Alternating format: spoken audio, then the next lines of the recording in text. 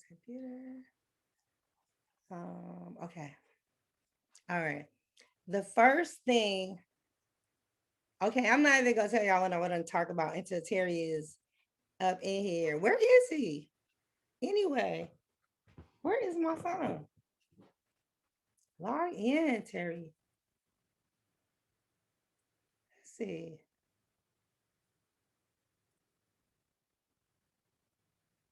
Yeah. Oh, that's me. Okay, I was just making sure that the link I gave him actually worked. Hey. Okay, I don't need to test that again. I'm waiting on him. It's official. He's over there on Facebook telling all the people that he's ready and he needs to just be here by 1. If you on time, you late. Where you at, Terry? Where you at?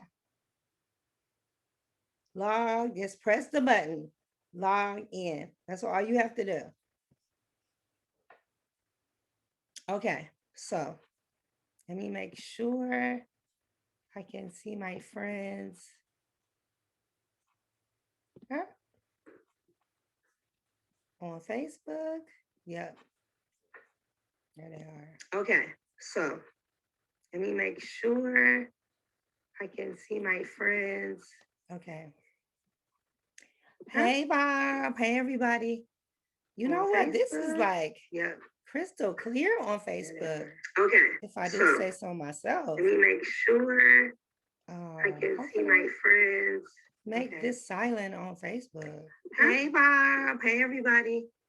You know what? This is like crystal clear on Facebook. Okay. If I do say so myself. Let me make sure. Maybe I just shouldn't be watching it. Make this silent on Facebook. Hey, Bob. Hey, everybody. You know what? This is like. Okay, maybe if I just get out of it. I'm just going to get out of it. If I do it. And let it roll. Okay. Fair. All right. So anyway, as I was saying, I'll just go down the list and you guys tell me what you want us to talk about. Oh, now he comes in the way. That's Terry.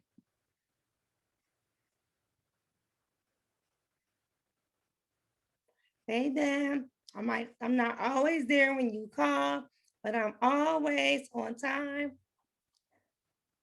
Show your camera, Terry. Show your camera, Terry. And show you. I really should have been an R&B singer, you guys. I could have been like, show your camera, Terry. Now I can't see you. I can see What's you, happening? Terry. I'm practicing my career in R&B, in the R&B world. Oh, I okay. Well, let me can know. Well, let me see know you, when you learn how to sing, and then we can become Terry. R&B. That's because in the booth I could get all the auto tunes on my voice, and then I could be straight. But I'm Oh, giving okay. you the raw version of it. The rah rah yah yah yah.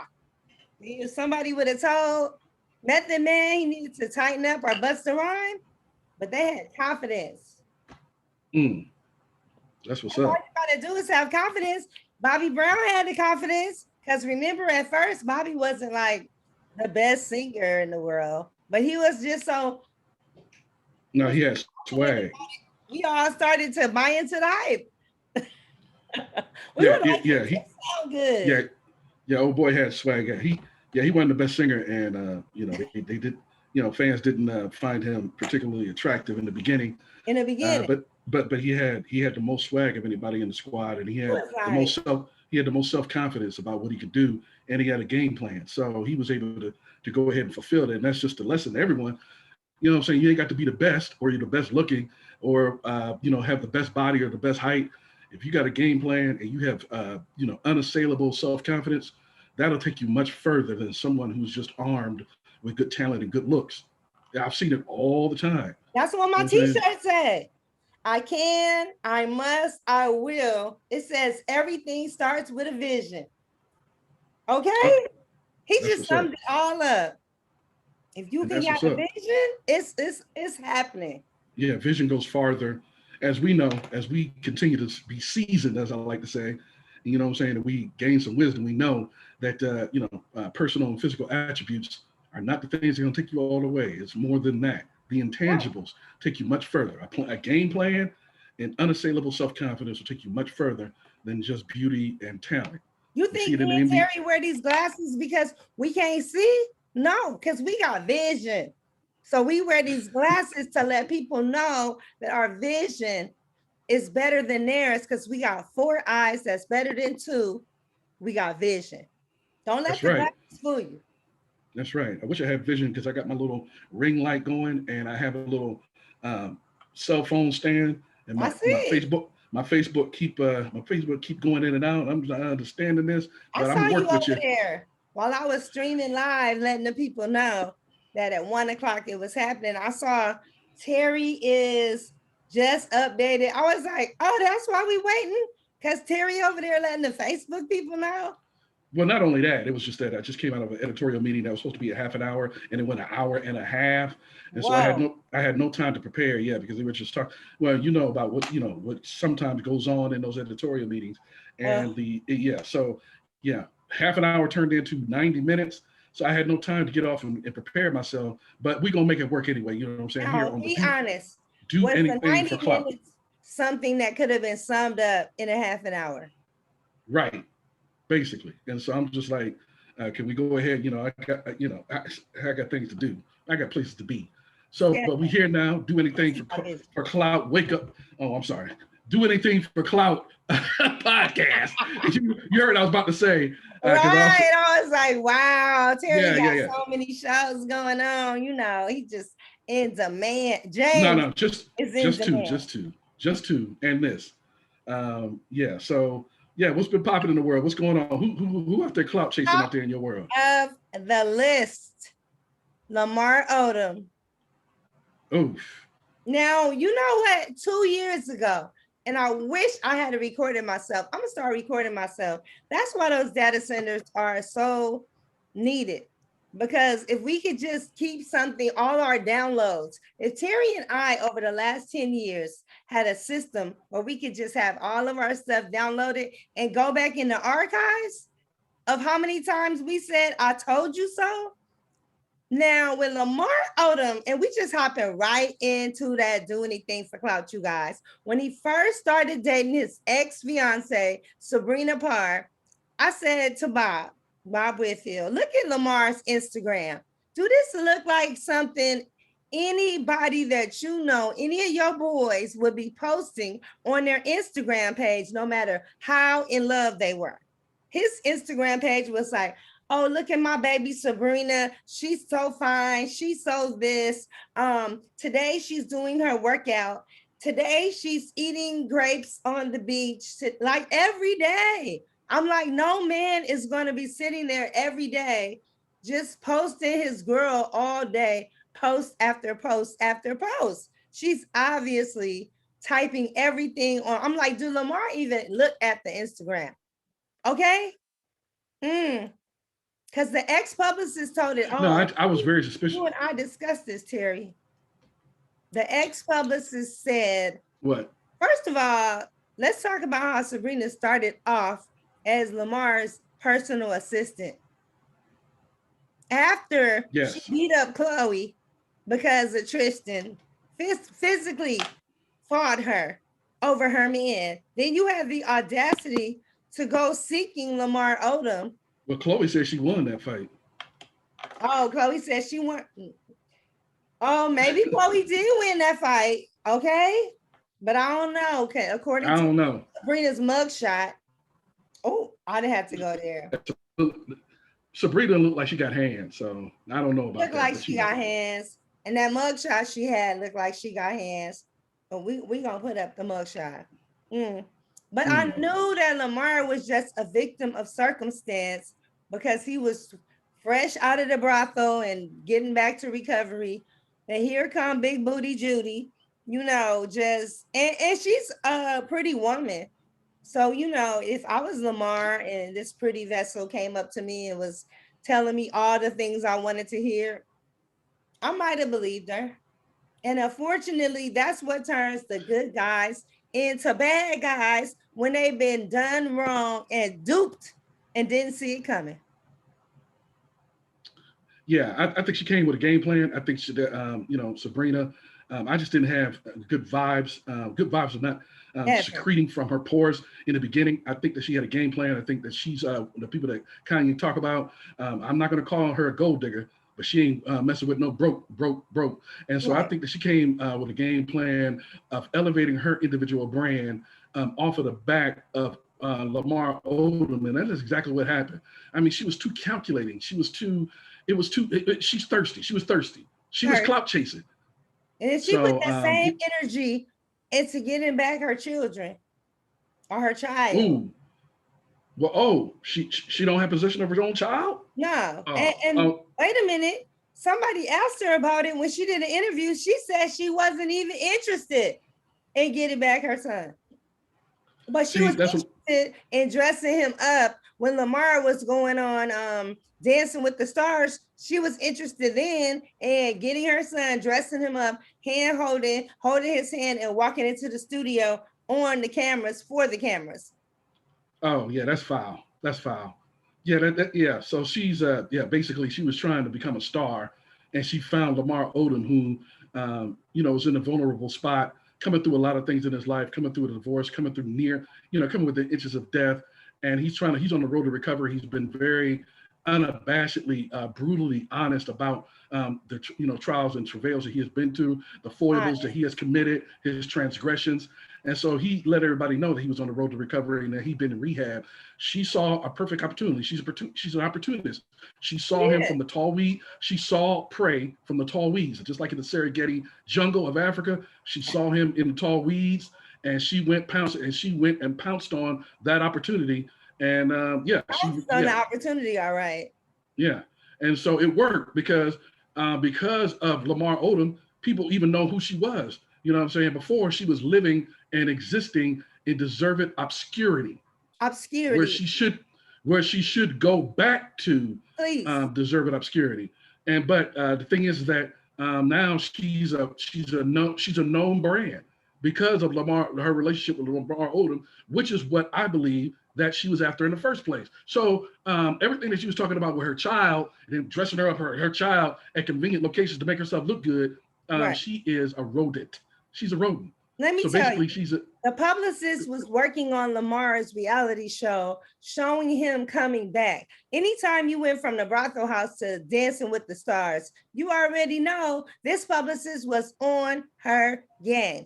And then she said that when Sabrina came in as personal assistant and kept trying to, edge herself into the scenario, she ended up having him fire the publicist because she was like, this is not about you and him. This is about Lamar. And she was like, baby, we should have it about us as a couple, our engagement and all of this stuff. And then at the end, Lamar went on the reel this week and he said he didn't appreciate, first of all, they were filming the whole time, her and her manager, and they released the whole reality show without Lamar even knowing that he was about the reality show getting released. He knew he was filming it, but he would at least thought they would have said, oh, Lamar, we're about to send it to this network. I mean, he doesn't want to sue or anything, but Lamar, you are the brand. They should not use your likeness and your images.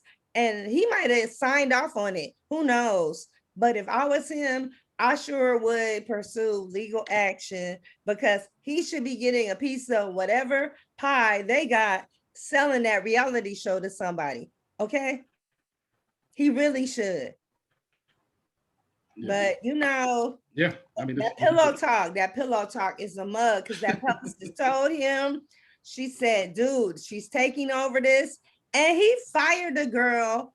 Actually, Sabrina fired the girl. He sat along and watched it go down, knowing this girl had begged, borrowed, and got, I'm not going to say stole, but she got all these people with a lot of money to buy into the Lamar brand because they all wanted to see him do better. And these wasn't Black folks that was buying into him and pouring all this love into his healing process. Yeah, and the thing about it is that she called him, I mean, and plus when you're in love, Lamar was whipped. She put it on him. You know what I'm saying? She put it on him hard. Oh no, they were. Wait a minute, they were abstinent. Remember? Yeah, they were supposedly abstinent. I think that when they first got together, they were not abstinent. That was just something that she was perpetrating. Another one of the lies that she was perpetrating to the public. I don't believe anything that she said. Everything that she said was calculated. It was pre-programmed. It was deliberate. It was premeditated. And so basically, she was trying to present this image of herself as a aerobics queen, as somebody who lived their life a certain way. But all of it was scripted and created. She cultivated this false narrative about her being a certain person that she's not. And so Sabrina Parr basically exploited and wrung out and drained all of the blood out of Lamar until there was nothing left. And then when he got tired of it, and he, basically was like, he's falling out of love. So it's almost like the drain from your head when you're in love. We've all been there. We've all been whipped. When the dopamine wore off. When the dopamine wore off, he was like, wait a minute, how did I get here? Who are you? Where am I? Right. Right. And what are you doing to me? Like, you don't love me. You love what I could do for you. You love where I can place you. You love the fact that I plucked you out of deserved obscurity and put you on a national platform to everybody know where you are. And so now you're getting phone calls, you're getting deals with other companies. I saw her on Instagram. Her Instagram before Lamar Odom was kind of pedestrian and ordinary. There was nothing spectacular or special about it. All of a sudden, you taking pictures in these exotic locales. Now all of a sudden, you doing these photo shoots. Oh, they double dating with Nene Leakes. They were double dating with Nene and her husband and all these other celebrities. And the celebrities were like, oh, she's so sweet. I was like, come on, y'all. Open y'all eyes. So even Stevie Wonder said that this wasn't a good look for Lamar. No, I'm just kidding, Stevie. I'm not gonna put that on you. Yeah, and unfortunately, well, we can't put it on it because basically the analogy or the allegory is real. Basically, even he and Ray Charles could see that that he was being duped, and that's an unfortunate thing about a very nice person, an honest person, a naive person, is that you are susceptible to basically what she was. She saw him in the tall weeds. She saw weak prey, and the predators go after the easiest prey to get to the meat, and she got her meat all the time. They don't go after the strongest animal to kill. They go after the weak and the young or the extremely old. Those who lag away from the pack. Episode of Behind Every Man, as if she was the woman behind what? Girl, like she made it all the way to the old level. Yeah, I know. And the thing about it is that she doesn't follow anybody. She's an A-type personality. She actually has both gonads. She has both. Well, yeah, let's put it that way. I don't want to get profane, but I just think that she is the one who wears the pants in any relationship that she's in. She has to be in control, and it's about boosting her. Glad that Lamar finally got over it. I think that's what happened, is that he started to buck back, and then she found that she couldn't use him anymore, so she moved on and tried to call him broke, and he's still addicted. Well, an addict is always an addict. And you always are susceptible to fall off the wagon. So nobody's surprised about that. But the fact that you tried to talk about him on the way out the door after you used him to become famous, right? Man, get out of here. And now so basically, what she girl, bye. Yeah. So basically, what she is now is that Sabrina Parr is a rapacious, money-grubbing parasite. She latched herself onto his skin, bled him through his skin, sucked until she got fed, and then when there was nothing left to eat, she went ahead and tried to move on another victim. That's I hope the next man, her life, does his homework. I really do. If the next man has to do his homework. Now, okay, Terry and I had the privilege and honor to see our boy Rodney Perry live on the big screen and Coming to America too. And Rodney was so excited to be a part of this movie. Terry, what did you think about the movie? Okay, and first up, before I get into what talking about the movie, I wanted to go ahead and get into the give my congratulations and my shout out to my boy, both of our boys, Rodney Perry. There is something about accomplishing a dream that you work years, maybe even decades to get to. It's just a poignant, powerful moment. And so I felt that moment when he said, talking about he cried when he found out that he was going to be in his idol's movie. I thought that the movie, I mean, it's hard to follow up with an unassailable classic. Like Right. Coming to America is one of the greatest and most beloved comedies of all time in the annals of American motion pictures. That's without question. It's incontrovertible. The problem is so it's hard to come back to that. It was funny. I enjoyed it. I had a good time with it. It's just hard to follow up a legend. You can't, it's hard. It But was a it was funny. lot I going enjoyed it. on. Yeah, there was a lot going on. Yeah, it was a lot going on. But I enjoyed it. I had a lot of fun. I had a lot of laughs. What did you think about it? First of all, I gotta say, Wesley Snipes did his thing. Okay? Wesley Snipes is such an amazing actor. We haven't seen him on the screen in so long, but you know how, okay, now I'm just gonna put it out there. Eddie Murphy's African accent, even in the first Coming to America, kind of remind me of Angela Bassett in Notorious. Yeah, oh my God. Mom. And I never Oh thought my that God. Eddie Murphy was like this good mock or mimic or actor of using the African dialect. But because he's funny and it's supposed to be funny, yes, it was funny. But when I say that Wesley Snipes jumped in there and embodied that role and embodied that whole African accent and everything about it, he brought the seriousness of the movie like to the table. He was good. Yeah, one of the things I know about Wesley Snipes is that he always had swag. He always had an extra. I mean, it goes all the way back to before New Jack City in the early 1990s. It goes all the way back to yeah, New Jack City and Mo Better Blues. One of the things that I Yes. noticed and then I picked up right away is that he has an ample, sufficient supply of swag and self confidence, and he showed And that in the Bobby movie Brown yesterday. swag. Yeah, he showed that in the movie yesterday, and so he was one of the standout characters in that movie without question. Now, what did you think Without about the movie question. itself? And Arsenio Hall's characters, See, you like, ain't telling us what you think about the movie. You gonna ask me about the movie, but you ain't gonna say what you thought about the movie. oh no, I thought the movie was amazing. Okay. I thought the movie was amazing because it was just so many moving parts that I have to watch it again. Because honestly, it was the end of the day. I was tired. And you know, it's nothing worse than going to see something you really like when you're tired and you just can't fight being tired. You can't really enjoy something when you're just tired.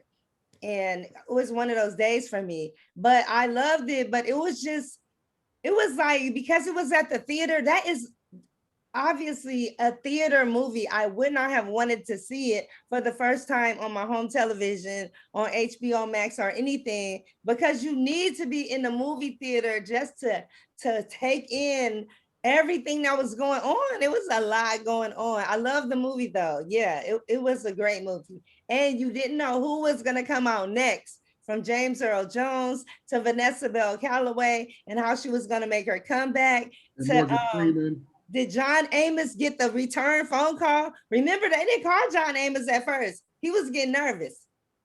I don't think they originally was going to bring him back, but they kept saying they was, but he heard they were filming and he got no phone call. So he was like, I don't know. But they were calling like, what's up, what's up, what's up?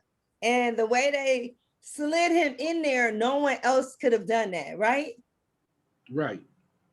Yeah, I like the fact that Morgan Freeman was in there. I thought I was Gladys Knight. There was so many different celebrity sightings. Salt and Everybody was, pepper, and I'm sorry, salt and pepper. Salt and Pepper. They probably wasn't even speaking when they Yeah, did this. yeah, in Vogue. Yeah, there was so many stars. And that just lets you know the cultural impact that this thing had. Like it permeated over the culture. And I remember seeing it. for the first time in a theater in Frankfurt, Germany, in the United States Air Force. Wow. Overseas, Ryan Air Base. Shout out to everybody who was in the military and the Air Force. Are you serious? That's where you saw it? Huh? That's where you saw it for the first time? In Germany? Yeah. And the thing about it is that I wanted to see it in the theater. I did not want to see I did not want to see this remake coming to America with the 2. I did not want to see it in the theater because of the fact that, yes, this movie is one of those kind of movies that you have to see in a crowd. And so even though it was social distancing and it was only like 1/3 or 1/4 full, it was still good to see it in front of other people. Because there's just some things that's just better seen in a crowd. It's like a championship game. You want to see it with your peeps. Right. I felt deprived that we didn't get to see things with the cast. And I guess we've gotten a little spoiled like that in Atlanta, where we want to see the cast, all of the cast, Eddie Murphy, Arsenio, and Wesley. I love me some Wesley. Can you tell? I used to just be like, yeah, I can see. Goodness. Yeah, I can see. And I know that you're very happy that he made a comeback, like Wesley Snipes, talking about people over there. Thank you very much, D. Shields and Robert Walker. Thank you, everybody who's tuning in up there. Shout out to my Akron, Ohio, Bookville High School, 1040 Copley Road. But anyway, I think that you're very happy that he has made a comeback because he has gone through some traumatic experiences in his career. There was a point in the mid-90s where basically Wesley Snipes was one of the biggest stars in Hollywood. He was an A-list star. He was the star of his movie. We all remember Passenger 57. And so he was that dude. And then, as what happened with a lot of stars, he fell precipitously. And it's good to see him rebound in a powerful way with a powerful performance. Dude stood out. He was one of the people that stood out in Coming to America. There's no question about that. What about Michael Blackson? How you think Michael Blackson is a fool? Michael Blackson is a fool. And I know he wanted to say mother, what did he say? Mother Rucker. I know he wanted to say that, but Eddie Murphy probably said, nah, bro, that's your personal life. Don't bring that on my movie. Right, but he memorized his lines really well. I think he delivered his lines very well. They perfectly placed him right there. Everybody was perfectly placed where they should have been. Yeah. I just thought, it was just a well-made movie. And it's scary. It's nerve-wracking to try to follow up an absolute classic. And I thought that they did a good job. I thought it was fun. I thought that even of the people who were not known, the person who played Eddie Murphy's son is not a household name. I thought they did a good job. I wish there had been more for the woman who played his wife. I believe it was Sherry Headley. Oh, yeah. I love that comeback. She still looks good. She looks good. Yeah, she did. And so... And she was funny. I never saw her be funny before. You know what I mean? Like, I don't know. I just... Right. Her previous characters, Sherry Headley, her previous characters, including Coming to America, and then when she went on to soap opera fame, she was not... it didn't call for her to use any of her comedy, but she had some good comebacks for Eddie Murphy. So I'm not going to give it away to y'all. I'm not going to give it away to any of y'all who haven't seen it yet. Do not watch this if you do not want to know, because me and Terry are dropping jewels. But let me talk about Leslie now. Leslie, the comedian, Les Dog. Oh, she was another one of the people. Matter of fact, Wesley Snipes is your pick. Leslie Jones is my pick for the one who stood out in this movie. Oh my God, did she bring the noise? Trust me on that one, folks. But that woman brought the noise, and she, especially in that bathtub scene. Oh. She brought the noise down. One of the things I also missed is when we go to the premieres, usually we're in there laughing. I was back there screaming and laughing, and I didn't hear nobody like screaming like I was. Maybe they wanted to, or maybe it was that back corner. I was just in the bad section, but I was screaming like I was at home on the couch. Yeah, I was too. That was I enjoyed the experience. I'm going to go ahead and return this evening. I got to interview a couple of people, including Rodney. I thought what he said was powerful, and the other person. So I'm going to go back and check it out again because I had to step out because I had a phone call, so I missed a good chunk towards the end, and I heard that was funny.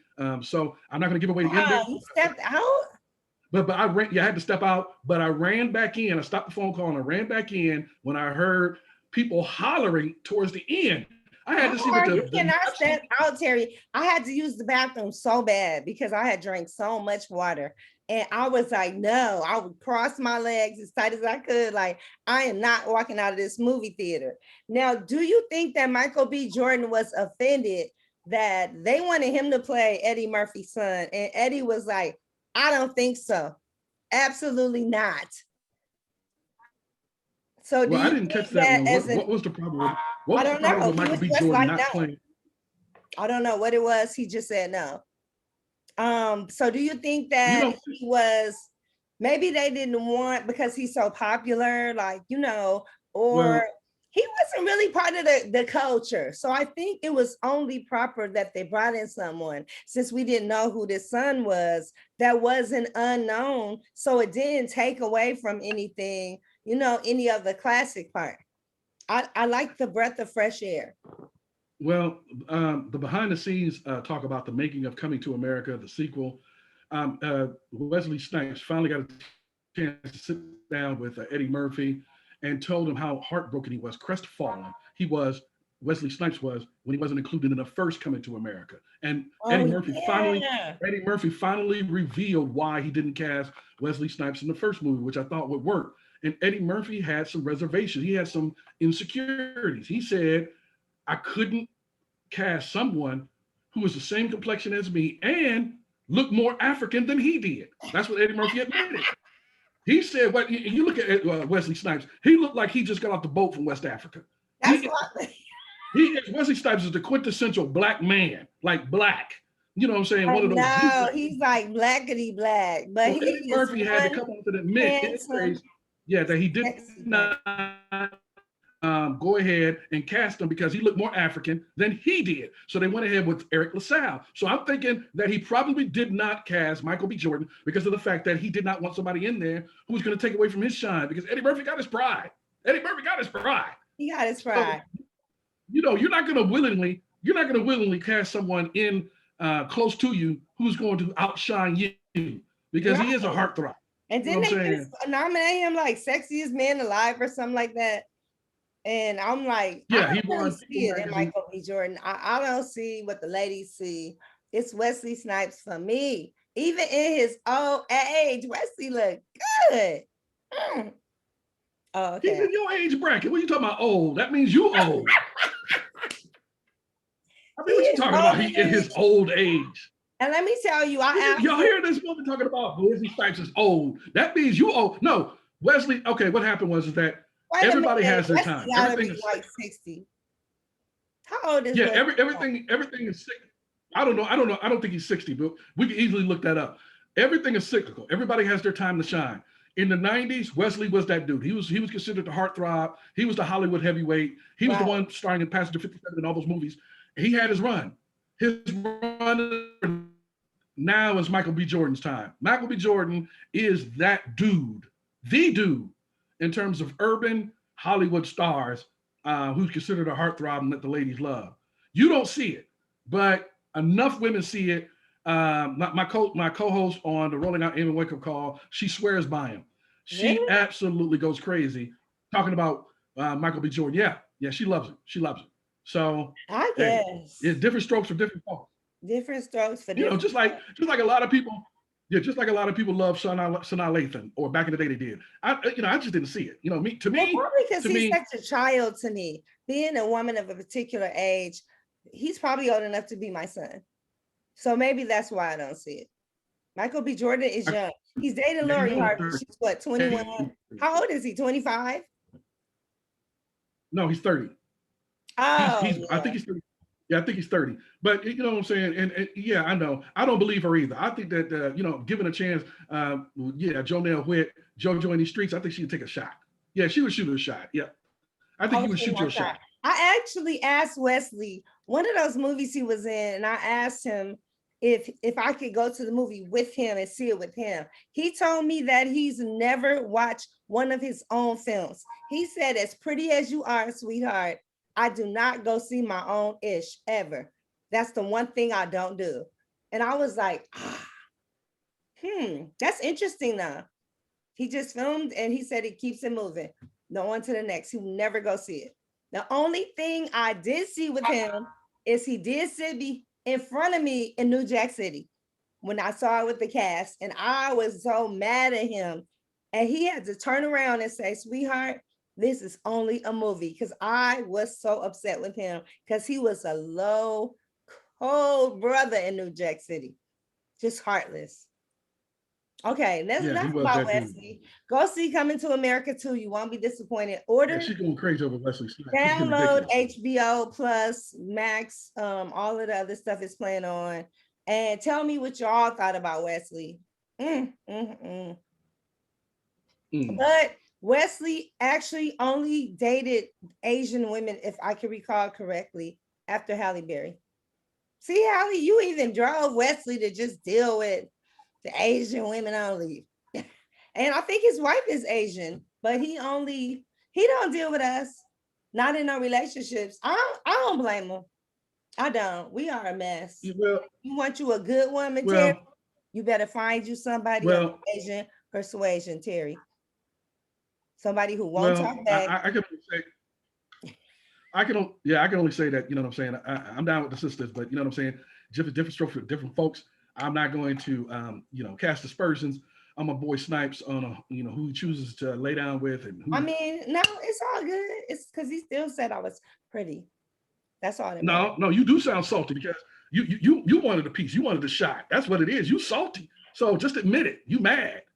I know that I'm too much woman for a man like Wesley. So it's all good because he wanted the little Asian. Are y'all listening to this? Toenails and stuff. I get it. Because I wasn't clipping. She ain't fooling nobody. If Michael B. Jordan came knocking on her door, she would not close the door. Let me trust and believe. What? No. Yes. Okay. Whatever.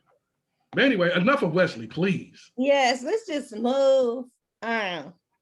Oh, speaking of haters, okay, I sound like the baby's ex-girlfriend saying that Danny was Danny Lay. Found Danny Lay for she was part West African. Have y'all ever heard of Danny Lay? First of all, I don't even know who this woman is outside of being the baby's girlfriend and ex-girlfriend. But yeah, that's hilarious. That's a hilarious situation. To have this like what? She almost got whiplash when she read the text or wherever she put out there saying she was part West African. And it does look a little hard to believe, but she was just hating on that girl because she was with her baby daddy. That's all that was right there. Yeah. And the thing about it is that when you look at Danny Lay, for those of you who know her, and she's she's a singer, up and coming singer, and she does have a hit song. Wesley Snipes is the prototypical West African. Okay. He looks like he's straight from West Africa. Now, juxtapose Wesley Snipes' complexion, face, and features next to Danny Lay, who looks like she's from Europe. And she's from West Africa. I mean, baby, quit lying. Just quit lying. Stop clout chasing. Yeah. You have like a sprinkle of blackness in you that she has a dip. Like, when you sprinkle a little bit of garlic in there and you sprinkle a little bit of salt and a little bit of pepper, she has a dip. Like a pinch of black in her. It's like Terry's margarita when he says, I want a margarita. I want tequila with a splash of margarita. Just a pinch of margarita mix. Right. And so, yeah, I thought it was laughable, and Twitter ate her alive. Like they basically fed on her. They peeled her backside. They peeled her for claiming that she's 39%, 40% West African.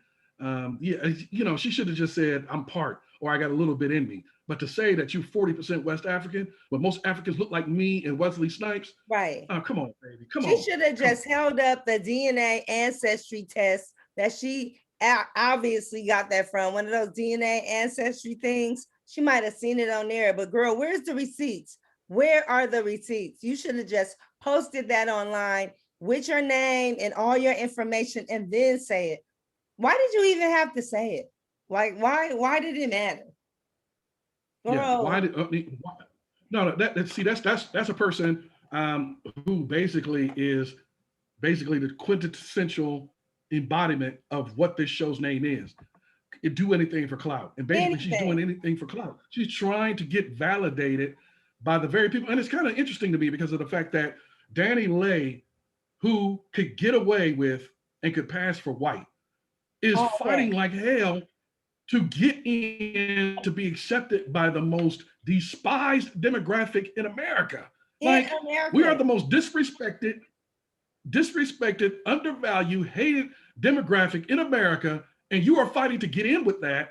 And you will even proffer some of these ridiculous lies in order to get in to this demographic. But you came out with a song that you tried to preview called Yellowbone. And in it, you brag that the baby chose you because of your yellowness. Now, those two things don't go together. You don't ingratiate yourself with our culture. Pick a struggle, Danny Lay. Right, pick a struggle. Pick a struggle. Yeah, you can't ingratiate yourself with the Black community by saying that somebody chose you because you got light skin. Come on, baby. That wasn't the way to go about it. She purposely wrote that song for the dark-skinned sisters in the back. She was like, say it loud for the people in the back. She asked them to do that when they played her track, just in case we didn't get it. And we don't care. Girl, you can have the baby getting arrested every other month for doing something stupid over and over and over again. And his team, he has a team of 82 people. Mind you, I worked in credentials, 82 people on board. 2% of them African-American. Maybe the road manager and maybe one other person that was carrying the bags or something. And they keep pulling him out of all of these things. I wish they would stop saving him, because one day you're gonna punch the wrong person and they're gonna just take a bullet somewhere that's you're not gonna recover from. God forbid that happens to you, but the baby, just cut it out. Stop getting into trouble. Stop feeling you could just punch people and do all kinds of crazy things because you know your team is gonna get you off. Stop it. Well, I just think that this is not going to end. This is not going to end good. This is not going to have a good conclusion. With every time you turn around, the baby is punching somebody in the face. I'm not understanding why somebody from his team can't get, or he can't seem to corral in his own emotions. So this is going to end badly. Off of his paycheck, and they're letting him just be the spoiled kid because they're all eating off of him. That's why. Yeah, they're all eating off of him. The baby is, arguably one of the best rappers out there today, at least the hottest. He has the most shine. He's the marquee rapper. Everybody wants him at the shows. Everybody wants to book him. Everybody wants to see him. Everybody wants to listen to his album. So he's that dude right now. But the problem is that he's, I don't know, maybe it's a Cleveland thing because he was born in Cleveland, Ohio. Not a Cleveland even though he was raised in Charlotte. He has been in North Carolina. Ain't he in North Carolina? He was born. No, what I was about to say is that he was born in Cleveland, but he was raised in North Carolina. So it was just like a Michael Jordan thing. Michael Jordan was born in the Bronx, but he was raised in North Carolina. So the baby was born in Cleveland, but as a young kid, he was taken out of North Carolina, and that's where his roots are. That's the only thing he knows. But anyway, I just don't know what it is inside of him that makes him so irascible and so temperamental. Like he has a temperamental. His temper shoots out of him like a discharged bullet. And one of these days is going to end up bad because he's going to end up punching the wrong person who on camera is going to whoop his ass, because we all have somebody who, right. Or like you said, Jonell, somebody is not going to bother fighting him. They're just going to pull out something. So he needs to get his temper under control. And if at anything, let your boys handle it. Don't you do it yourself. Why are you doing it? Why? I don't even get that. Like, whoever is on his team, if the baby's team is listening to this, you guys save yourselves and your future paychecks by getting this man's temper in control. Get him some anger management classes. Get him some help. Find out where the root of this problem is coming from, because you can't just keep lashing out at everybody and thinking that there's no no repercussions, or you're going to get off every time. You're not going to keep getting off time after time after time. Now, No, I don't know no, if you're this not. sounds like a broken record, but Soldier Boy, again, has under the scrutiny of Teddy Riley's daughter, Yeah, Nia that's Riley. D Child. That's D Child's girl, Soldier Boy. Wow, what a character. Soldier But then Boy. again, so is Miss Riley. So is that Riley child. She's a wild child. She got a lot of lip for everybody, Oh yeah, she and got that she's lip not. down, but it's a protective But lip. It's to protect yeah, herself. yeah, but I don't know if everybody is aware of well, what was her first name again? Nia. Riley. Nia Mia. Riley said Yeah, Soldier Boy put a gun up to her head and he has kicked her, done everything to her, just all kinds of stuff, allegedly, which caused her to have a miscarriage. And she basically, is not here for it no more. She's not for it. I mean, maybe Sabrina Peterson's confession about T.I. pulling a gun to her head and everything, when she saw the repercussions that came with it, maybe she thought maybe she should actually speak out for a change, and something could be done about it. Because sometimes women think that men of power, it's no need of me saying it because nothing's going to happen to them because of the baby, proves that they keep getting away with stuff. So maybe Nia just felt like, you know what?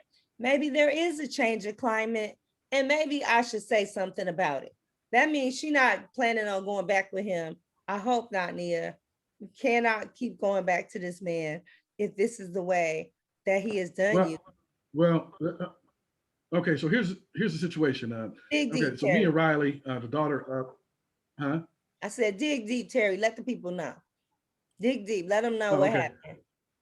Yeah. So Miss Riley, she went on to the Tasha K podcast the other day, and she explained that he deliberately kicked her in the stomach, which induced a miscarriage in her. And so basically, she said that he knew, Soldier Boy knew that she was pregnant when he kicked her in the stomach and caused. Basically, he's accusing her of killing her baby. That's what he's accusing Soldier Boy. Now, the problem is that they've had many run-ins on the show, Love and Hip Hop Hollywood, and some of which that showed that Soldier Boy put his hands on her, pushed her, pulled her, yanked her hair. It's all on tape, so that's irrefutable. The problem is that fans also saw her go back again and again and again. So the sympathy level is pretty low, even amongst women, because of the fact that we saw you get beat, we saw you get misused, mistreated, disrespected. We saw that that Soldier Boy was cheating on you and stepping out on you. Oh, also very much sleeping with Miss Riley's own best friend. So, and then you went back to him. So the thing about it is that the fact is that her daddy begged her to leave yes, him alone and just either come stay with him if she needed to, but just leave this man alone and move on. Nia, don't be with somebody like this. He's pleaded with her time and yeah, time again. yes, and the thing is that so you're going to go back several. Nia Riley is going to go back several years or a couple of years. She's only 31 years old, so hopefully she learns from her own mistakes.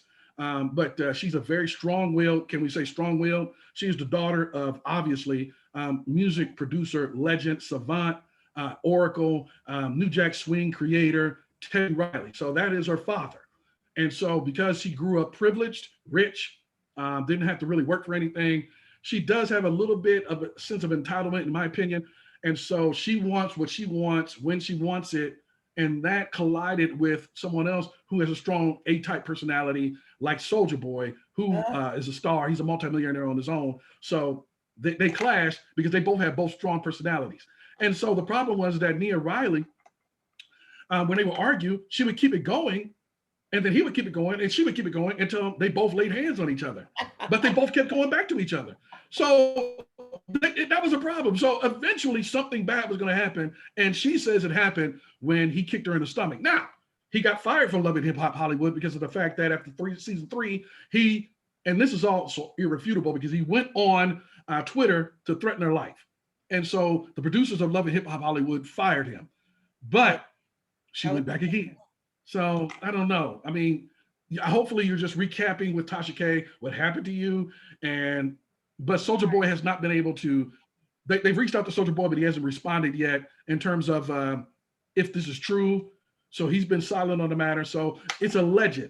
So just because she said so, don't make it true. He has not confirmed or substantiated or denied that that his domestic violence or alleged domestic violence induced the baby's death or the miscarriage. So let's put that out there. Alleged. Right. And we're sorry that had to happen to you, Nia. We're sorry that any woman who loses, her baby, if you know what it's like to be a woman and pregnant, to lose your baby from the act of someone that you made the baby with, of all people, purposely, allegedly did this to you. If that's the case, you have our sympathy, and we hope that you're able to, to recover from this physically, because that can cause, a lot of things to women to happen with the next pregnancy. So I don't know how you're doing, if that was a long time ago, if it was recent. I'm not sure of when the list of events took place. That I'm not sure about. But I do know finally she had the courage to come to Tasha K, of all people. Ladies, I'm not gonna say that, Why you say Tasha K of all people? What you trying to say? I'm just saying that bloggers, especially bloggers who like getting likes and live for likes, and that's how they make their money, they may not be the best source of comfort and places to go, especially for your stories to have like validity.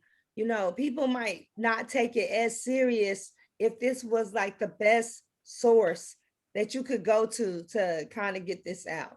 I mean, on your level, you probably could have took this to People Magazine and they would have did the same interview for you and probably shed a little light, got you some counseling and some other stuff. People Magazine, do you think she's big enough personality? Well, being the daughter of Teddy Riley and with Soulja Boy's notoriety, and with all these bigger mainstream outlets also wanting likes and hits, I think that if the story was presented to them properly and it was about her getting help, I mean, remember with Mayetta and Neo, all the people who took Mayetta's story when her and Neo broke up, all the way to page 6 and did an article on it. So yeah, I do. But at least she went to page 6 and told her story and everything. Remember when about Neo making her get her tube side, allegedly making her. That's why I'm saying allegedly. And this is similar. You lose a child in death because of violence. Like, yeah, I think people would have picked it up. There is the hip hop side of entertainment of people, and or either page 6. But Tasha K, no, I'm not stuck. Oh, no. Moving on. No, I froze on that one. Like, oh, okay. Well, what happened was that I think that a lot of urban stars, African American stars, feel more comfortable providing with a sympathetic ear. Somebody who can provide a sympathetic ear. The mainstream publications like People and others, they want the story, but they don't necessarily care about what happened to you, what does happen to you, and how you turn out. They just want the big story. Tasha K does. Well, I'm not saying that Tasha K does, but she probably has some vestige, some vestige of compassion for her situation, because Tasha K undoubtedly has probably been in one of those situations herself. I can see Tasha K being in a volatile relationship. Can't you? I can see that. I can see Tasha K's man being in a volatile relationship. Well, that's what I mean. So no, I can see him being in a volatile with Tasha, like laying them hands on him. But I don't know. I don't see it for Tasha. I just don't see her putting up with it. No, but I'm thinking that she probably just went to an African American because I think that they understand. You have a favorable audience. People Magazine doesn't care anything about Teddy or his family, his legacy. They barely even know his legacy. You know what I'm saying? As famous as he is, as great as Teddy Riley is, People Magazine don't care about Teddy Riley. We do. We do. Oh, and so I'm thinking that, yeah, and so I think that going with somebody who looks like you and can provide a sympathetic ear, I think that's why she went to somebody Black. Now, we could debate about, the validity of going to Tasha K, but shout out to Tasha K. I can't be mad at her. She secured the big interview. Yeah, she got it. You secured and it went viral. So shout out, I got to give her props, give her flowers. But you're right. She probably could have went to, any number of people to get that out. But I think the Tamron Hall show. Let's just go to Tamron Hall. If we just gonna go to the lower fruit of the media world. Damn. You went there. Damn. Not that Tamron Hall is like the lower, but she did do that Damian Hall interview talking about something. I don't know. I just know that everything I ever put up on Aaron Hall and Guy, the numbers went big when Damian Hall went on that show. I didn't know what happened that weekend. I'm just saying, because if you do go to someone like Tasha K and it's a serious matter, it can get misconstrued as doing anything for clout because of the audience that she's getting and the fact that it probably will go viral because she's on Patreon, Clubhouse, everything else. And she just interviewed Funky Dineva about their dispute about him and Michelle Brown. I mean, well, here's what I can say about Tasha K. Yes, she might be her audience. She has a particular audience, and at least she's being true to herself. And the fact that she was the one that broke that story, I think she got it before everybody else, even mainstream. That Kevin Hunter's baby was being born in a hospital in Philadelphia. Right. She's the one that broke that story. So at least if she's going to be messy, she's the best, and she's the best at it. And she goes out and get that story. So she works hard to get that story. So I got to give her props on that particular thing. And the fact is that, we could debate about her authenticity. We could debate about, whether or not she was a good forum for Nia Riley. The thing is that, just like Wendy Williams, I got to give her props. I don't like Wendy Williams. She's messy as hell. She would never go to Tasha K. But Wendy does get that story. Wendy gets. And Sabrina Peterson also confided in Tasha K. And she was like, I talked to her for like 3 days, and she talked to her off camera for 3 days. But then she came on and told us all the stuff she told her and turned around and badmouthed the girl. And I'm like, I felt like she came to you because she felt like you would be giving her a listening ear. You know what I'm saying? So the way she flipped it, and then all the Cardi B lawsuits and all of that with her, I just don't know, because half of it's good, half of it's messy. Most of it's messy, most of it's not good. So I just felt like there could have been a better source of sympathetic ear that was still, because it's like, are you trying to get help? Are you trying to get sympathy? Yeah, I just thought that that was not that. Yeah. Like I said, she's messy, and she basically used it to lambast Sabrina Hudson, to impugn her character, to besmirch her reputation. I did think that was out of. I thought that was. Yeah, that was low. That was low. That was low. It was just low. It was like, it was the reason she came to you, because she thought you would understand and have compassion. Sometimes she has compassion and sometimes she don't. So I don't know which one. No. And the thing about it is that, like, if you and I ever become famous and we get into some trouble and we want to go to a sympathetic ear, we know that who we're not going to go to. Okay. All day. Right. So the thing is that at least she's honest and true to her character. We know who and what she is. So Tasha K does what Tasha K is going to do, and she's good at it. She is good at it, honey. If I was Sabrina Hudson, I would have never considered going to that particular person to do my interview. So I got to kind of blame Sabrina Hudson. She could have went to anybody. She could have went to a whole number of people. Everybody wants that story. Like, if she came to me or the company I work for, I would have taken that story. So she had options. So basically, actually, this is on Sabrina, not Tasha K, because Tasha K is the definition, the very definition of what Maya Angelou said. Hold on. What Maya Angelou said. When Maya Angelou said, when they show you who you are, believe them. So Tasha K showed who she was. So when Sabrina went to her, that's Sabrina Hudson's fault. I ain't got no sympathy for her. She could have went to somebody else. She could have went to you. She didn't. That's her fault. Right. Yeah, you're right about that. Yeah. Anyway, who else is chasing for clout out here? Who else is doing anything for clout? While we're looking at it. I know it's too soon, and we probably would get in so much trouble because Vanessa Bryant did come to mind after that, where she just. Well, you said who else is doing anything for clout? You think Vanessa is chasing clout? Well, it's no secret that when Vanessa went to go be with that boxer, when her and Kobe had split up, that she was trying to go get in the games, the basketball games, and do all the stuff that she was trying to do. And they were like, "What? No, you're not allowed in the Staples Center anymore." Like, she was not allowed in so many restaurants, anything else when she was with that boxer. So some kind of way she backpedaled her way on back into the arms of her ex-man. But now it seems like, I love how she shares memories with us and shares everything. And it's so terrible what happened to Kobe. I mean, so terrible on so many levels. But I've never seen Vanessa just so active on social media, on everything, just out in the forefront of everything, arguing with folks, making people take apologies back, just everything. She's just doing a lot on social media for a woman with 4 kids. Yeah, yeah, that's true. I mean, she is out there. She's putting herself out there a lot more.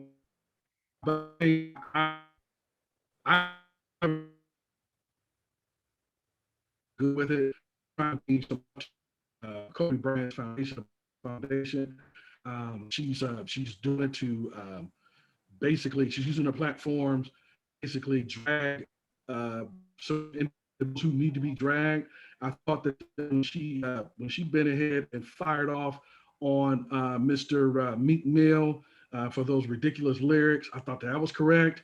I thought I was happy that she went after the white actresses, Abigail Disney, that one of them, and the other one, his name is Rachel Wood, who called Kobe Bryant a rapist in the hours after his death, after the crash of 7 and 9 people died. Yes, I am happy that she dragged them by their fake hair and fake noses and whatever else they got that's reconstructed. Yes, I am glad that she checked them. So using her forum to protect the legacy of Kobe Bryant and to blast people who misuse, because the lyrics to Meek Mill's song, it didn't make any sense to me. Why would you go out like that? Like, if you lose it and you're depressed, I might as well go out like Kobe. That's not a salute to Kobe. That's not paying homage to Kobe. Meek Mill was wrong. It was leaked to something that hadn't even been released and probably would have been changed after they went through everything, and they wouldn't have said that.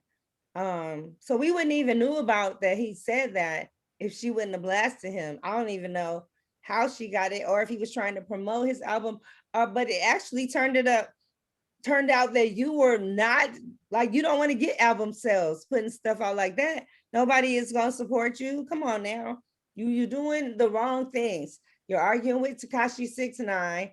You're leaking out Kobe stuff that is just rude.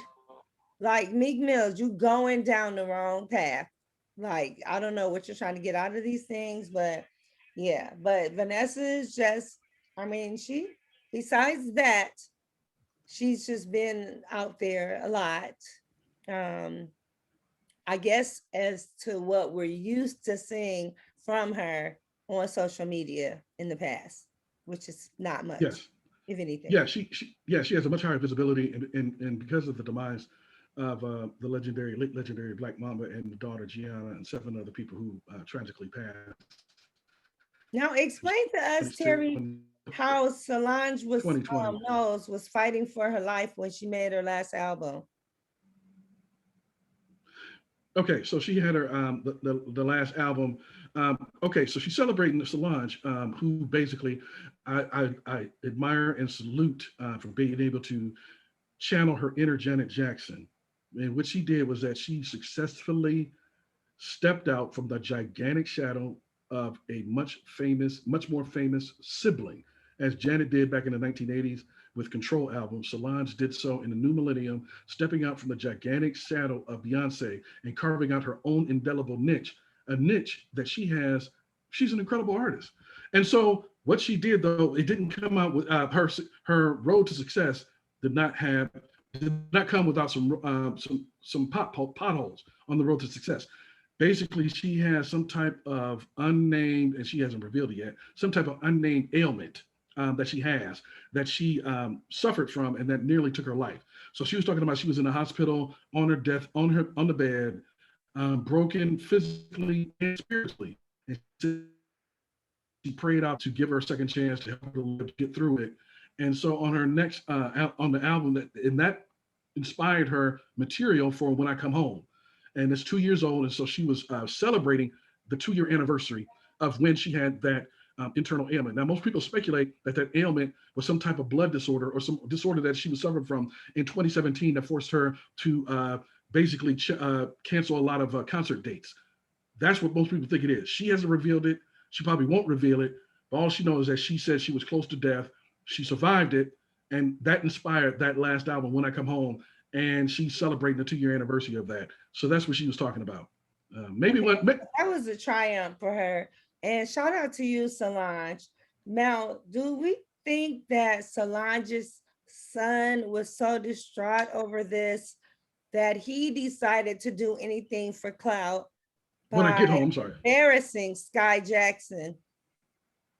Were you familiar with that story? When Solange's son, I don't know if he released pictures of this little girl, Sky Jackson. Sky Jackson basically has been a Disney girl, a favorite girl, cute girl, okay, protected. And then he went out there, I think he put her private parts on Instagram or something he did that was just ridiculous. Being bitter, I guess they were breaking up or something like that. Yeah, I heard about that. Yeah. Everyone was very upset with him because they were like, how dare you?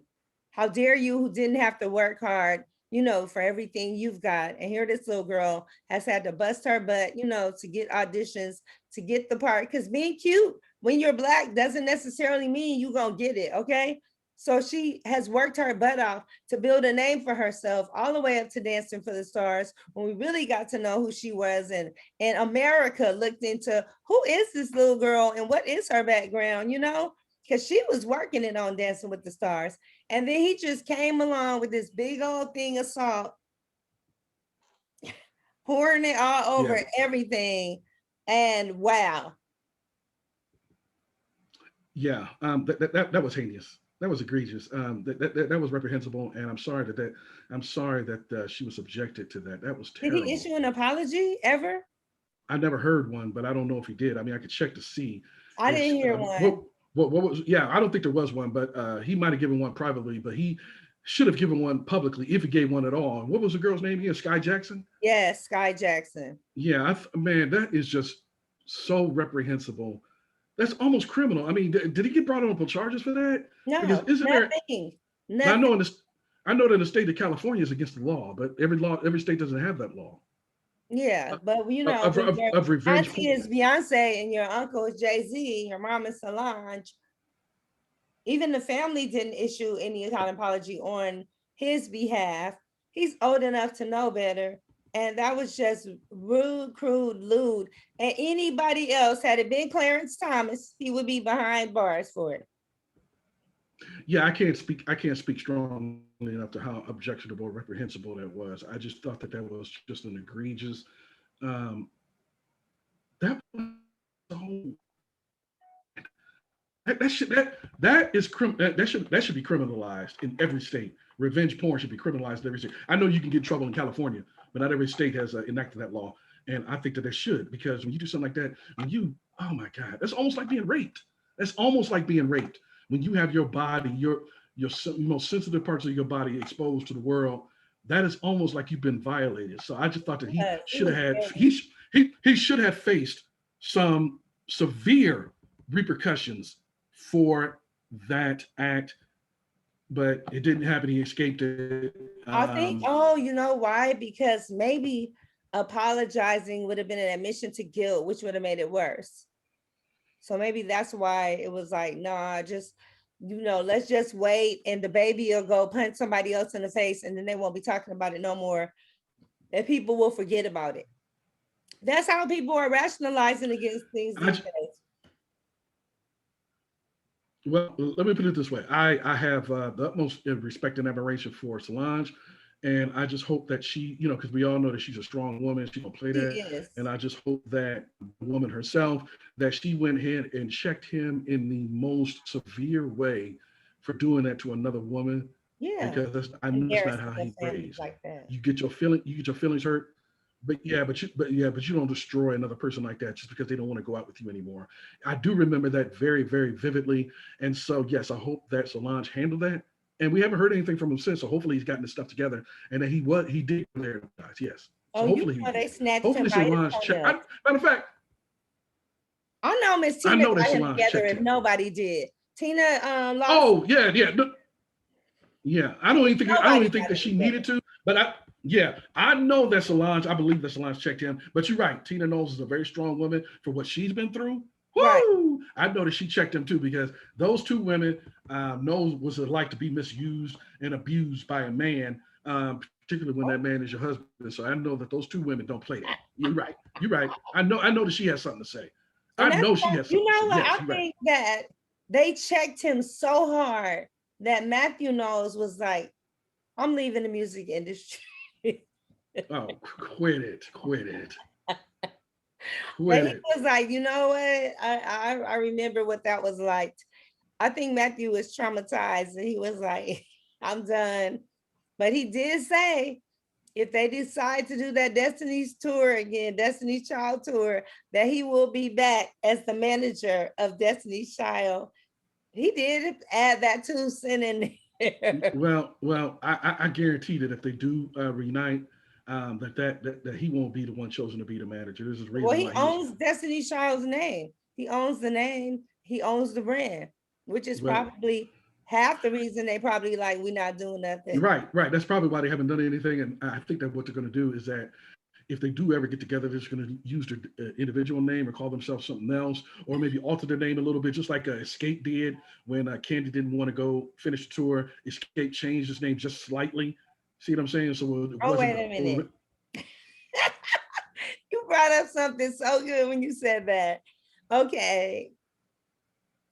This might be the one that might get to do anything for Clout. Kenya Moore and that whole Bolo situation.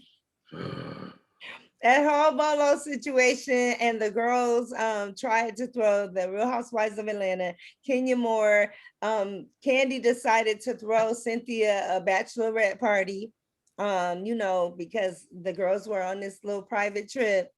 And Kenya Moore was so upset and so traumatized because they came after her for bringing her child on the trip, that I really believe that Kenya did anything for Clout and went on that whole damsel in distress of, they had a whole map of which area she heard the cries coming out. It was like a map when you go to an apartment complex to give you the floor plan, and it had Portia's room with a big X. Yeah. See. And Portia was so upset. She was just like, the whole time that she was saying her story and what happened, she was just lost for words. Like, and then Bolo was like, is there Amber Alert? I'm like, is it an Amber Alert? Because all these little bells and dings are going off everywhere. She was so mad she didn't even say anything. And then Bolo was like, Bravo Andy tried to interview him, having him on Watch What's Happening Live. He's not even a friend to the show. So the fact that Bravo Andy had him on there, I think was personal reasons, and maybe he was trying to do a little investigating of his own. But he said, I was there, so why would I watch the show? I was there, I know what happened. And he didn't give out no additional information. He did not say, oh, I would not do that as a working professional. I would never mix it. He didn't say anything. He was just like, I was there. I don't need to watch it. And okay.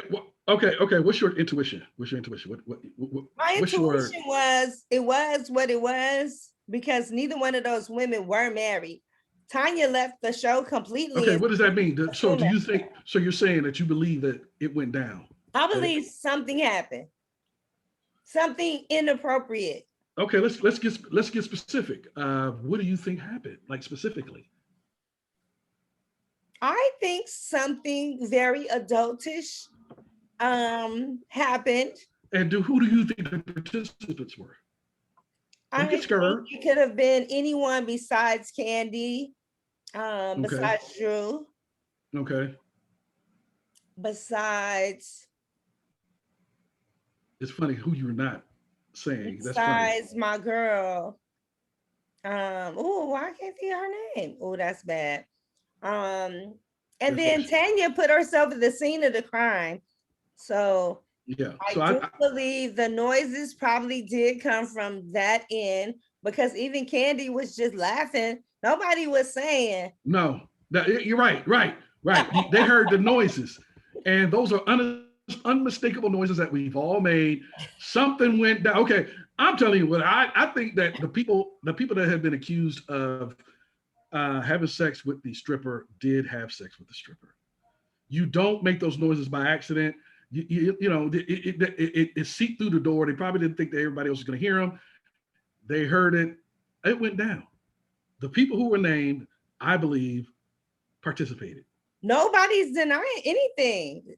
They're not saying, they're just like, I thought that they were. I thought people were business. They all said Kenya should mind her business, and Kenya was being petty, and Kenya was like, I'm just saying, I'm in my room with my daughter, and girl, then you should have been in there asleep, right? Yeah. I don't know. I don't know. I do know. Women are grown and not married. Tanya's not married. Portia's not married. She went on a whole tour of talking about how toxic Dennis was, even though I don't believe that she believes that. But they're not married, so they're grown women. They can do what they want to do.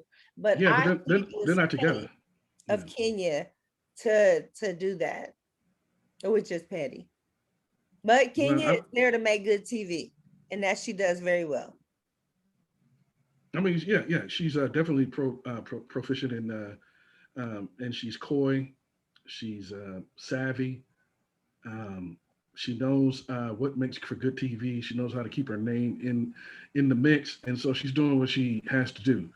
That doesn't make her a good person. I personally don't consider her a good person, but you don't have to be a good person to be a star. And she knows what she's doing. She's a businesswoman, and she's handling her business. Now, I do believe, part of Portia's story that there was some toxicity in that relationship. You don't believe it, but they're not together. And is there any chance that Portia and her ex-boyfriend or ex-fiance, Dennis McKinley, are they going to get married? If not, then why? They're supposed to not be together, but come Christmas time, they were all booed up, hugging in matching pajamas and all under the Christmas tree, family photos. That was just December. Okay, so what broke them up? If there wasn't toxicity in that relationship, then what broke them up then? Because I heard all kinds of stuff. Let me before you answer, let me just say I heard all kinds of stuff. Like there was infidelity in there, and that there were some animals involved. I know you heard that wrong too. I just believe there was probably infidelity. But you don't believe in a bestiality because they're not married. No, I don't believe that. I think that was totally exaggerated. How did it get started? Who would even make that up? How did that rumor even get started? Was that Tasha K? Oh, yeah, that's I heard it there first. Okay, that's right. That's when right. I was like, okay, that's right. Girl, stop. Right. It was too much. And I'm looking right now, just so we can go back to Solange right quick. I am looking, and Solange's son is not recorded anywhere in any story apologizing. So you know what? All I can say about it on his behalf is that karma, and we know about karma. Yeah, we know about karma. We've all done wrong in our lives, and we've all seen it come back to us and hit us in the face so hard that it knocks our wind out of us. Karma's coming for him. If you don't apologize and try to write that shit, boy, the universe is going to repay that boy, and it's not going to be pretty. Anyway, let's get back to McKinley. Or Tasha K. You were talking about Tasha K. She's the one that brought up bestiality. Okay, I wonder where that came from. I wonder where that started. That's the only place I've heard it from. Okay, nobody else has said anything. I didn't either, except that one time. And Portia denied that part. Portia even denied that and said no. Okay. I mean, right. And I would have things, but that no. Okay, I would have dismissed them getting back together, but you don't just have a man come over during Christmas to visit with the child and then be in matching underwear and matching pajamas. No, that spells something a little bit deeper than that. So maybe her mom's boyfriend, the baby, and him and her were hugged up. His hand was all wrapped around her big old booty, and they were all booed up, and they were with her mom and her boyfriend. And you're not just gonna do that just to flex. You know, Portia would be the main one. She's too vocal about no, we're not doing that. And posted the pictures herself. You know what I mean? Right. And I know she loves her baby daddy. Okay, she do. But I think that because of his lifestyle, and he's opening up all these nightclubs, and he's opening up hot dogs factories, he's traveling, he's not one place long enough to just sit there and be this homemade family just sitting there, like, you know, the Olsens back in the day. Like, that's not gonna happen. He's not a Little House on the Prairie type dad. He's no Michael, what was his name on Little House on the Prairie? Michael Landon. Yeah, they're not gonna have that type of family. But for someone like Portia, who maybe only has to film so many days out of the year, that's scheduled, you're done with Dish Nation by 10 o'clock in the morning. Like, you got the whole day ahead of you, especially if you're not during filming time. So you will miss the absence of a spouse or a boyfriend if he's all over the world doing everything, you know? Yeah, I don't think that's the kind of life that he's going to have right now, because he's building and building and building. But at least, you know, he's out here working. And maybe, I don't know. You know, best of luck to him. When you have matching pajamas on Christmas, when you choose to spend Christmas with your ex and y'all in matching pajamas and y'all booed up, that means y'all getting back together. It's more than just coming to see the child. No, that's not the situation. That means y'all slept together. Y'all spent the night together, and so that means that y'all back together, but you haven't been ready, or you're just trying to give them a chance, you know, testing the waters to get back together. But I believe they're back together. That's my intuition, is that because of all that, they got back together, and then you chose to put it on social media. You wanted everybody to know that y'all was and she's still promoting his liquor line, and she reprimanded Lauren for bringing in those hot dogs that wasn't from the hot dog factory, and she supports his business, and she always speaks highly of him. Now, see, all the toxic interviews was before Christmas, when they were talking about the show coming back. Since Christmas, I haven't heard one of them type of interviews at all.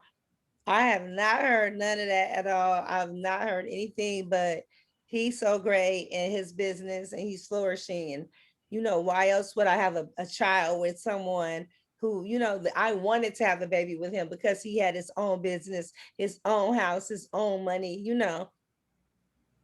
I've heard all this stuff. So I know I got exes, and I'm not sitting up there singing their praises at all.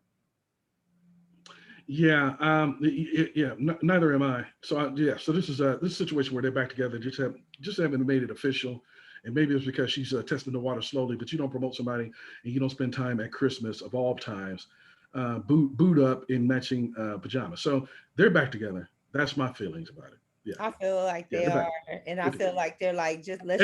But yeah, but I also think that she got a groove on at that stripper party. I do believe that too. So it is what it is. It It is is what it what is. it is. That's yeah, it is what it is. And I believe it went down because they were not together at the time. And And she did so seem she a was, little too salty about Kenya saying something about it. Because yeah, when something is not true and somebody says something about you, you're like, anyway, whatever. You know it's not true. Everybody knows it's not true, but everybody also says it's not true. And no one's really saying it's not true. They're just like, Kenya, you're being messy, but they're not like, Kenya, you're lying. right. And I just think for real that this doesn't rise to the level of situation where she's accusing of some illegality. Right. Phaedra Parks falsely accused Candy Burris of kidnapping people and forcibly having sex with someone in her sex dungeon. That is illegal, and that could have caused irreparable damage to Candy Burris. Much less could have subjected her to some legal problems, including Right. prison or jail. That's not the situation. This is only a situation where she's accused of having sex with a stripper. And so for her to get that upset about it lets me know and leads me to believe that she had sex with that stripper and that she's also back with her ex-boyfriend. And that might have even accelerated Right. the rekindling because McKinley's out there somewhere out there doing the thing, and then he hears about what's going down with the stripper, and he's like, "Uh-oh, somebody else getting a taste of my woman. Let me go back and grab that." And with That's what Tanya I think happened. refusing to film since that happened, she's refused to film or go back to the show because her man was like, "Oh, that's what we doing," and for her to walk away from a check because of that, Yeah, and yeah, and like Candy said, why would you place yourself at the scene of the crime? You were like, I was in that room with her on, like nobody even asked you to say that, but Tanya's a little dippy and she's not, a little Canadian, and she's not thinking, why would I say that? Like, you didn't even have to implicate yourself there. No one asked you. yeah. Yeah, and don't blame that on Canada because Drake is from Canada. He's not that dippy or naive. That's just her personality. You don't even put that on Canada. That's I her. don't know. Drake did sign the Young Money. Yeah, He wasn't that naive. He did sign the Young Money at a young age. Right. yes, but look at where it's done for. Look at what it's done for his career. Yeah, that's true. That's true. That's true. He got people. He got I people. mean, He got good people. yeah, He's because smart. in terms of commercial success, Drake is already one of the most successful What? commercially artists of all time, not just rap but music. This dude is selling records out the ass every time he drops something. It's breaking records here, breaking records there. Every So time. it worked out for him. It worked out for Drake. But in terms of Tanya, that's just her. She's just a loony a little bit. She's just out there. She's just out there a little bit. And bless her heart, there's nothing wrong with I know naivety. she is really sweet though. She is really sweet. I have Right. She's sweet, and just like Portia is sweet, but yeah. she has been accused of being a little bit light in the head, and so, but there's nothing wrong with her. She's not evil. She's not calculating. She's True. not malicious. So Portia, I wish Portia the None best. of the things that people say All I know, Portia. I wish Portia the best. I wish her the best in the relationship, but I know that she did some mattress acrobatics at that stripper party. She was pillow dancing at this. Blame it on the out. Blame it on Right, right. Or she can blame it on a lack of getting any good loving, and she was just hot down there. She was Blame hot it in the on the ass. rocks. Blame it on the Henny. Right. She was just hot in the pants, and so she had a piece of eye candy, and she couldn't restrain herself. Somebody made noise from out of there. Somebody did. Somebody did. Maybe it was Somebody was those making tracks. noise. You know how they have laugh tracks? Maybe it was one of those tracks. I was trying to give everybody the benefit of the doubt, but hey, when there's no benefit, sometimes you do have doubts. So I don't know. That's why people do anything for clout, because when there's no benefit, we have doubts. I don't know if that makes sense. Yeah. Who's winning this? So my clout chaser. Try to wrap it up. Who won? Well, my clout chaser of the week is it's a tie between Sabrina. Sabrina Parr and Nia Riley. I'm going to go with Nia Riley because of the fact that this is years old, and why would you go to this particular person to basically divulge something so secretive and something so sensitive to Tasha K? I think that you wanted to maximize the amount of people who would see it, hear it. It didn't make any sense to me to go to that particular person who's going to only use it for her own benefit. I think you wanted to ride that wave, and I think you wanted many people. I think you wanted to blow this situation up. Why do it when this happened allegedly 3 years ago or 2 years ago? Why come out now about it? What exactly objective were you trying to achieve?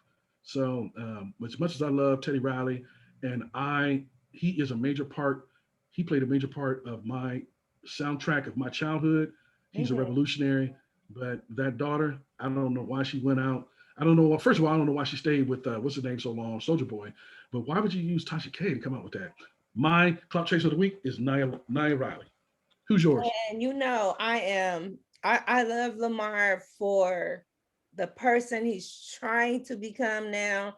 And he almost lost his life, okay, in that brothel just due to depression and Kardashian back attack. Okay. So Sabrina, shame on you. Back attack. Back attack.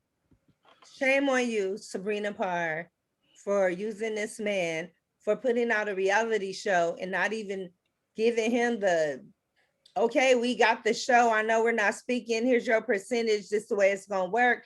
Can we have your bank account information to wire it to? Oh, I forgot. I already have that information. Yeah. So yes, yeah. we have a tie. That is she's a Black Widow. She's a Black Widow spider. No, I think actually I vote that she wins. When I'm thinking about it more and more, I think that Sabrina Parr wins. She is, like I said at the top of the show, she's a rapacious, money grubbing parasite, and she nearly sucked the life out of Lamar Odom. I hope that he's on the path of recovery and that he believes in winning, that he continues to believe. He was coming back. Just when he was coming back, and she saw a vulnerable prey, and she pounced, and she fed on his flesh. So the winner is actually not Nia Riley. The winner is Sabrina Parr. Sabrina Parr, hands down. Yeah, she gets it. Do anything for Clout winner for this week is Sabrina Parr. Sabrina Parr. We ain't even got bells and whistles for that one. We just got. I'm gonna have to buy some because we need some sound effects. We need to go pick up some sound effects. Sound effects next week. Yeah. Okay. So thank you, everybody. And I didn't pull it up. Where is my garage band? Well, thank you, everybody, for tuning in this week for Do Anything Clout. Do Anything for Clout. We're usually on Thursday afternoons at 1 p.m. Please tune in next week. We're going to have some more outstanding situations for you as only JoJo in these streets and I can bring it to you. So in these streets, we'll be back next Terry week. Is out here finding out the Clout Chasers. Terry, are you going to be in these All-Star Weekend streets, finding out who's chasing Clout? Just slightly. I'm not interested in getting into. I go to a situation like tonight. I will go out and go to the screening of Coming to America, and just go and do a couple of interviews and to see the part that I missed. But they're having another screening where the social tonight? distancing and is there another screening same time, same place. Yeah, really? Same time, same place. Yeah. So. Yeah, it's going to be all of the same people, and there's supposed to be more celebrities there. That's what I was told, but I don't know for sure. That's same time as yesterday. Oh, okay. That would be nice to see, since I could see the parts I kind of dozed off on. Yeah. So, you know what? That's foul. But anyway, that's Other than that, I'm not going to do any non-social distancing situation where people are not wearing masks. I did it at Jocelyn's Cabaret. And that was. You felt like you need to get a COVID test when you left there? Well, I felt like, boy, I tell you, with everything that was flying. Felt like they all needed COVID tests. I think I feel like all tested because they were filming. I gave them that. Yeah, all the juices and all the estrogen and testosterone that was flying around. Yes, I needed to take a shower when I got out of there. There was a lot going on in that building that day. I had fun, but when they started crowding around and people started taking pictures and everybody was around me, It was time for me to make my exit. I ain't down with that. Nobody was wearing masks. None of the dancers were wearing masks. A lot of the audience weren't wearing masks. I'm like, what are y'all thinking? Y'all thinking that this is a joke, that it's over? No. So I will not be going into any COVID situation, super spreader events associated with the NBA All-Star Game. Although if there's some and they have practice social distancing, I might go to a couple. But other than that, no. Now I'm doing what. Your girl Trina is supposed to be at Nuvo on Sunday. The baddest Trina from Miami for the brunch, for the bottomless mimosas turn up brunch that happens on Nuvo. I don't think you ever been there on a Sunday and see how it goes down. So you might want to come through for that brunch on Sunday. Okay, I didn't know anything about this. One question.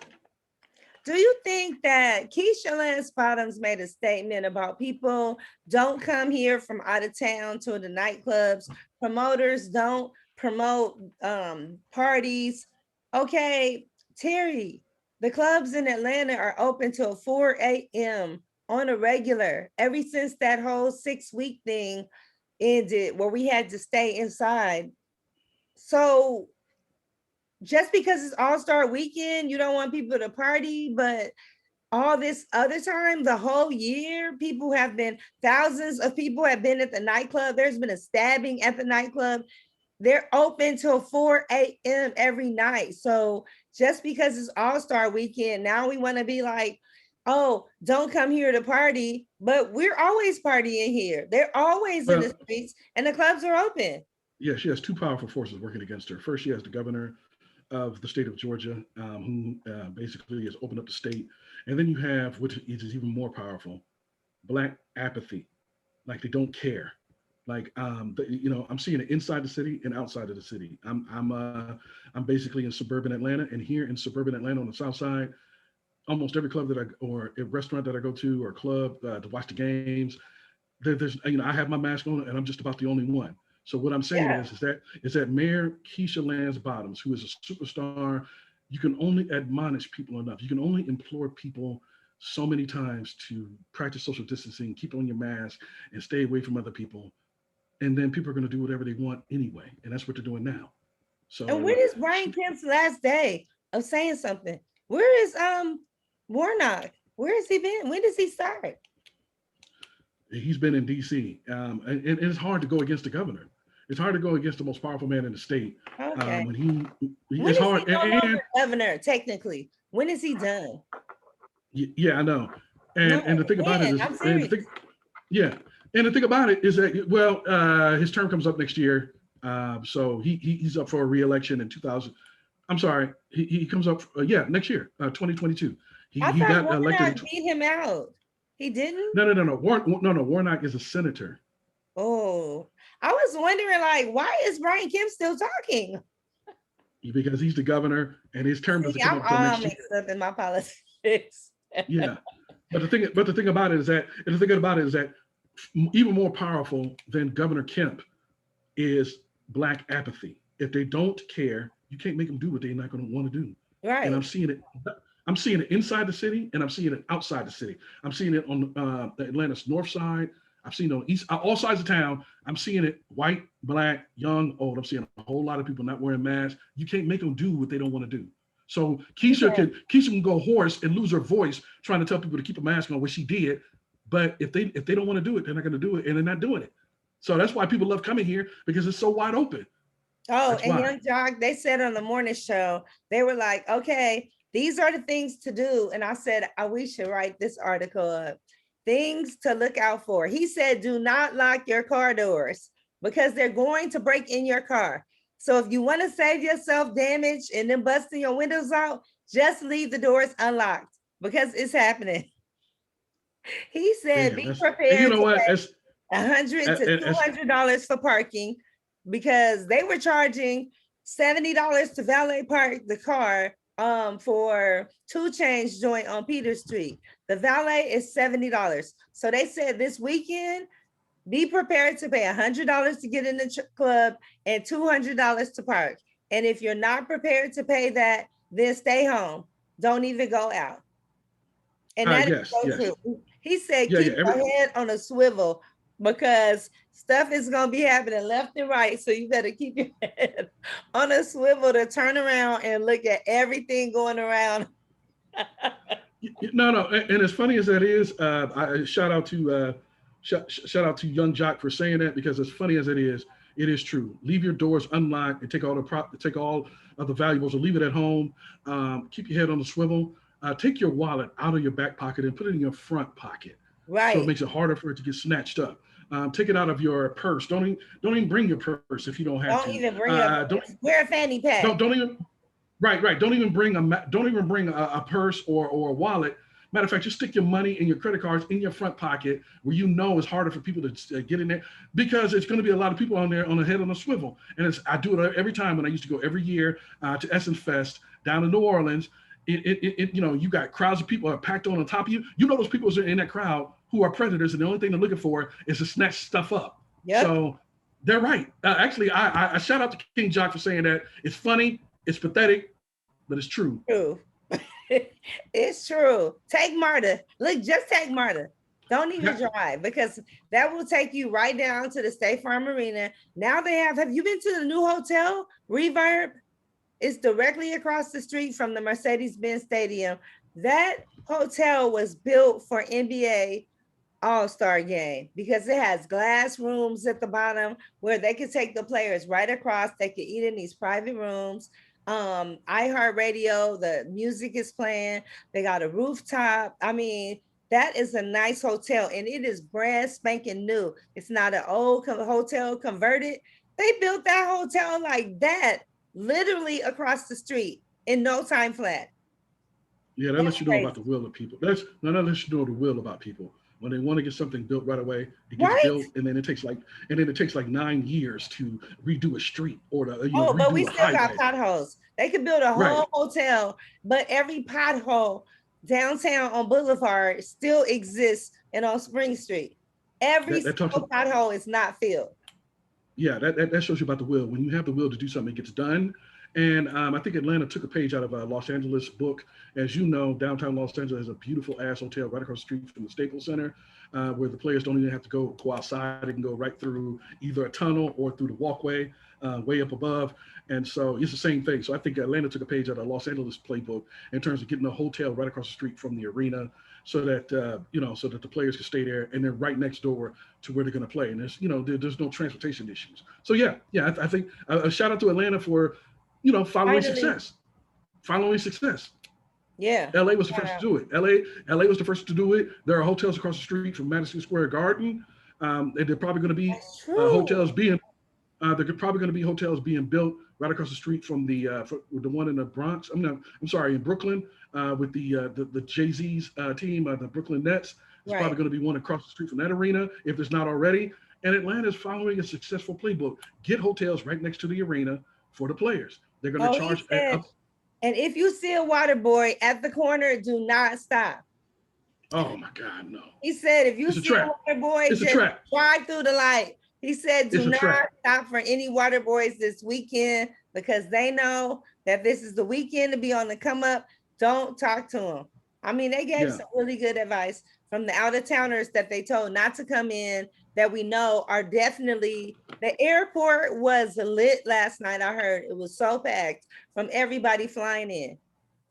Well, then it's on and popping. I won't be there. Everybody who goes down there, just be safe. But you're going to do what you want to do. And so, just God bless you all. I'm not going to be a part of it, because getting a good story or getting a good photo is not worth my life. Y'all have fun with it. Right. I'll be watching the All-Star game from where I always watch the All-Star game, right here. You know what I'm saying? Right here in front of the TV. I will go cover a down at Tom, Dick, and Hanks, Terry. I promise. And I see you down there watching the game. You said that Serena's going to be at Nouveau. Yes, she will. Her and Brian I don't know what they're going to be doing there. I'm sure she won't be performing, but no, I'm saying wrong. It's a brunch on Sunday. Yeah, it's a brunch on Sunday from 11 a.m. to 4, and it's a bottomless mimosa, $21. All the mimosas you could drink, and the brunch is really, really good. That's what's So, up. That's what's up. I usually work on Sundays, oh, so that's have fun. Let right. me know That's how that right. goes. Yeah, yeah, Okay. but I think that would be a good opportunity because she is one of those hip hop luminaries. She is a pioneer. She was, doing her thing back in the day. So shout out to Trina and shout out to everybody who's going to be in town. Just do what you're supposed to do, and if Do you what don't you're want to do supposed it, to do. Oh, wait a yeah, minute. just One last thing I had to share with you. That's so funny. So, did you see on Angela Stanton's Instagram page? She put the picture up of Michelle Obama having the conversation with Zaya Wade. They were in conversation, and Michelle Obama said in the Q&A session that I am so proud of you to Zaya, Dwayne Wade's son daughter. right, So daughter, Angela not Stanton son, said, daughter. daughter, yeah. So Angela Stanton said, for Women's History Month, Michael Obama is presenting Zaya Wade to the world as an inspiration to all girls. She said, man, listen, no one has pushed the agenda harder than Michael and his husband. I'll never, ever support encouraging little boys to become women. This is a 12-year-old male child. But I thought about when she said Michael, how you always call Wendy Wendell. Uh-huh. And she was talking about Michelle Obama saying Michael and his husband. See. Angela Stanton is hilarious. And she has over 1,300 comments about that. And she didn't even care if they was going to be mad at her or not. She was like, wow, they actually want him to inspire our sons to be girls just like him. And we're not going to comment on that because we love Michelle Obama. Yeah, I can't. Yeah, that's explosive. I'm not prepared to answer that. I'm going to say something wrong, so I'm going to leave that alone for right I don't now. even Maybe we want can talk you about to that next answer. week. I just had to Yeah, share it that's with you because every time I see something crazy, I'll be like, oh, I can't wait to share this with Terry. that is just too much for me right now. Yeah, I'm not going to say anything. I can't. Yeah. This for Yeah. that laugh track has to Anyway, thank you everyone. Yeah. don't do Thank you anything everyone for about this coming out. week, guys. Keep your head down and please just stay home probably for the best part. All right. I hope I see you tonight, Terry. All right, I'll see you tonight. Okay. Bye. All right, peace.